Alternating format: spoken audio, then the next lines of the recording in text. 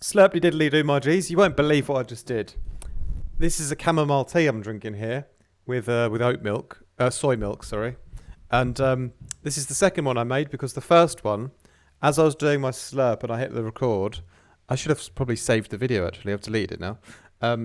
I spilled the whole tea over my whole desk with all my equipment on it, and it went all down the back, all over the cables, down underneath my Mac, like all under the speakers on my MIDI keyboard. Pretty much everything got attacked by chamomile tea. Nothing's broken though. It seems everything's fine. So we can continue. But anyway, I just thought I'd share that because it was really annoying. Because I just had to clean it up for half an hour. Anyway, so today I'm going to show you how to make a drone out of your bass line.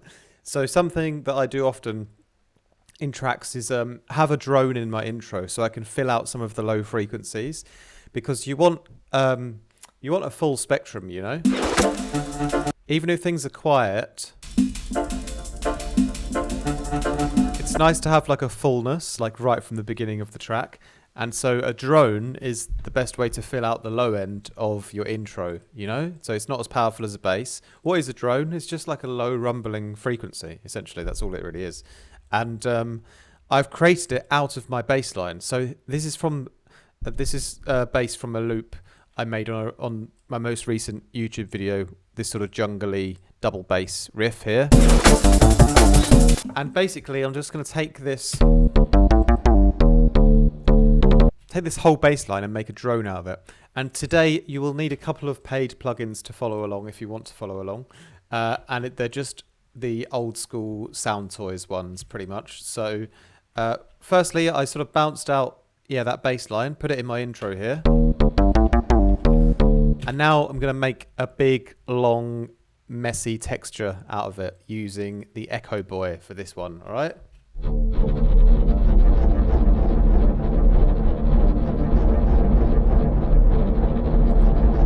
So big, long, messy texture. So what I did was I took one of the presets on here on the feedbackers, so these really long feedback sounds, and I chose the Infinite Evolver, all right? But I've tweaked it a bit here, you know? So it's the Infinite Evolver, and then I've turned up the wet all the way. I've turned the high cut up as well, so it's a bit more damp at the top, just like my sort of whole studio is now.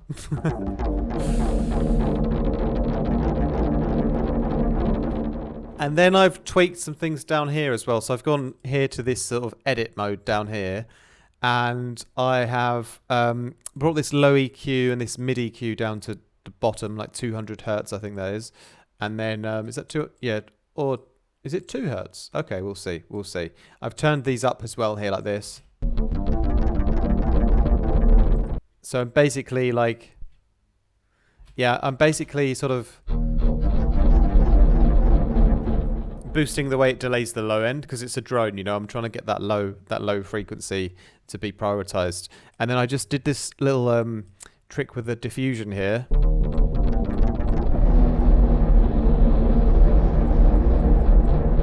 Almost makes it sound like a bit more reverby or a bit wetter, you know. So I basically I turned up the amount and the size a little bit to this sort of setting here, and then that's pretty much how it is. I left it like that.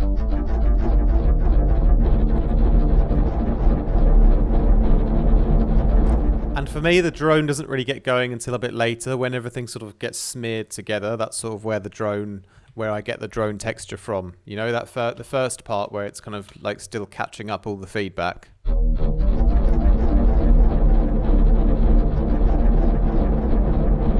Like around here it starts to all sort of blend together and become like one like rumbling noise, you know.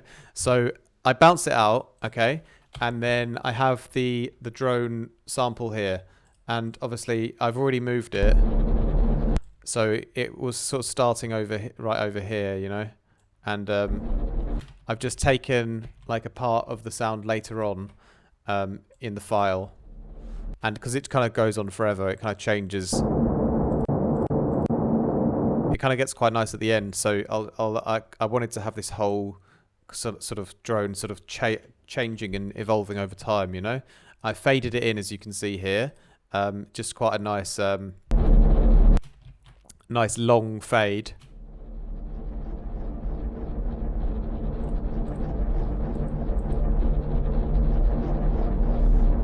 Try not to spill my tea over everything again.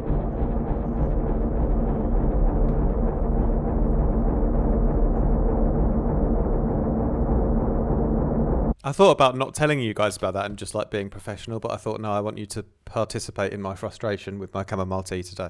So anyway, that's the drone on its own. And what I've done next is, yeah, I have processed it a fair bit. So firstly, I've done a low pass filter opening up. So here I've used the Filter Freak just with the low pass, the wet all the way up. It starts around 200 hertz and it goes up like a nice steady ramp up, 0.52 on the modulation amount here. So you can see how slowly it creeps up here.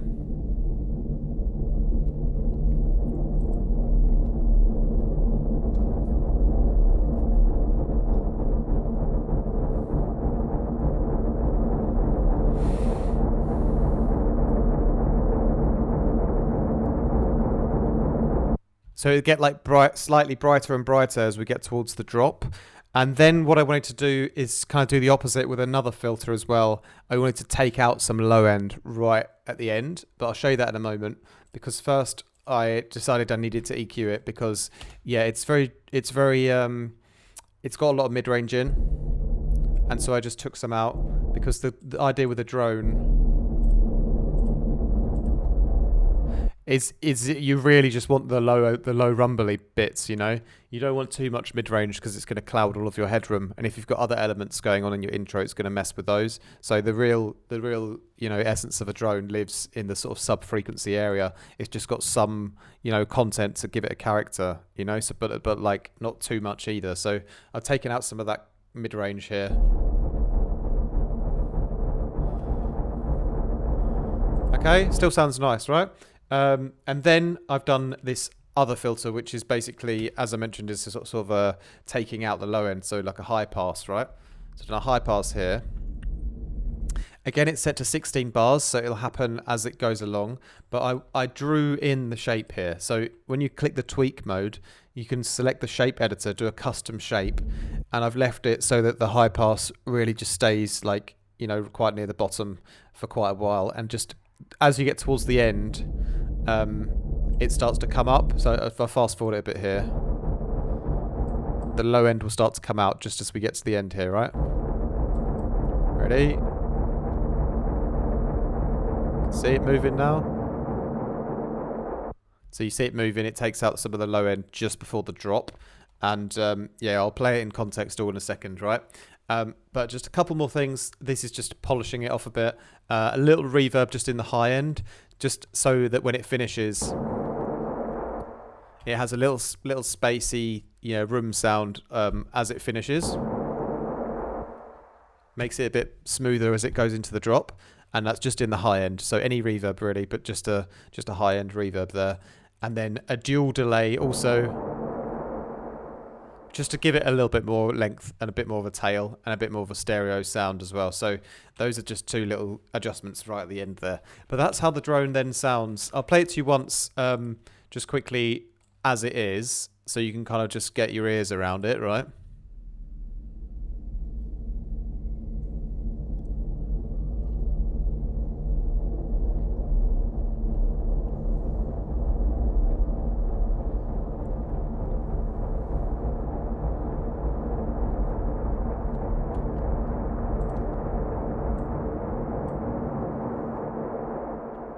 Okay, so it has a fair bit of mid-range in still at the end. That sort of stays right in at the end, you know? But at the beginning, you see it's very much in where a drone kind of should be, just that low frequency rumble. As the drone evolved, it got more of that sort of character, became louder, you know? And also the filter opens it up as well. So it kind of shifts to becoming a bit more mid-range dominant towards the end. and then it drops back down again. So it's quite a nice evolving of frequencies. You know, it starts off really like a pure drone with low end with a little bit of mid range. Then it sort of, you know, slowly moves up the spectrum and the low end comes out, you know, and that kind of gives you a little bit of a building tension towards the drop as well. And remember, it was all made from my bass, so it's going to hopefully now naturally fit with my bass again here, you know. So we can just sort of test it. We'll just test the end part here, how it kind of blends over.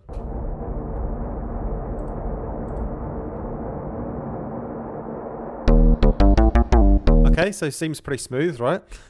So that's why I would always tend to make drones this way, because it's going to be, you're going to have a better chance that it's going to fit in with your track if you make it from like a element from your drop, you know? And that's just one way to do it, you know, with the Echo Boy. You could use other plugins. You could use Portal, Beam, the Space Blender, Valhalla, Supermassive, maybe different kinds of things, you know? But when you do it with the delay, like I did on the Echo Boy, it'll keep it a bit drier. If you just do it with reverb, obviously you'll lose a bit of the a little bit of the sort of dry signal, but with delay it kind of keeps it a bit dry. So that's why I sort of decided to do it with a delay plugin, you know, because that's what the Echo Boy is, you know. But then let's sort of mix it in with the rest of the intro now. So what I've done is I've taken over a couple of other things from my loop here. Just taken over some of these this sort of hi-hat loop. I've just turned this hi-hat loop down and given it a bit of reverb to make it a bit softer and more in the background. I've just copied over exactly the same, these chord stabs and these sort of little triplet things I've got. And I also copied over a couple of my effects, like this sort of arrow sound effect and these little wood blocks as well.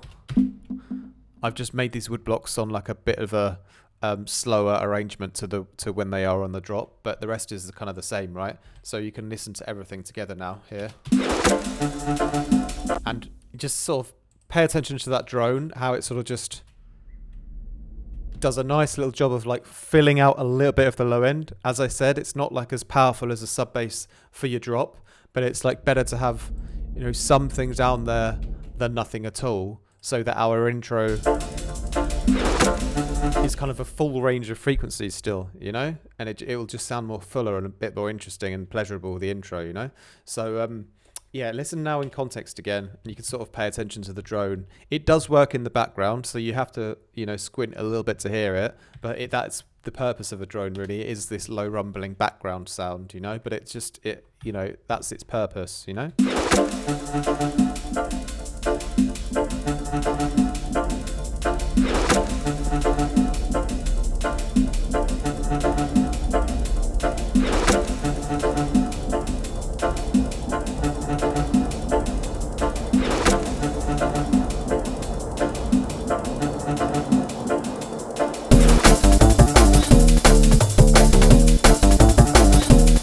Okay, so yeah, really nice nice way to create a good little drone for your intro, out of a sound that you've got from your drop, using a bunch of delays and filters, and it's nice, and it's got a nice evolution to it as well. It changes throughout the whole 16 bars, which is great as well. It's kind of what a drone should do. It should feel like it's this living, breathing thing that's always changing, you know. That's one of the other key concepts.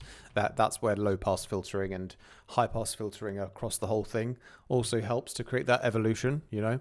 But there was also this natural evolution in the drone from the Echo Boy, because it made these sort of delays that sort of the feedback sort of stacked on top of each other, so it kept sort of changing towards the end, you know.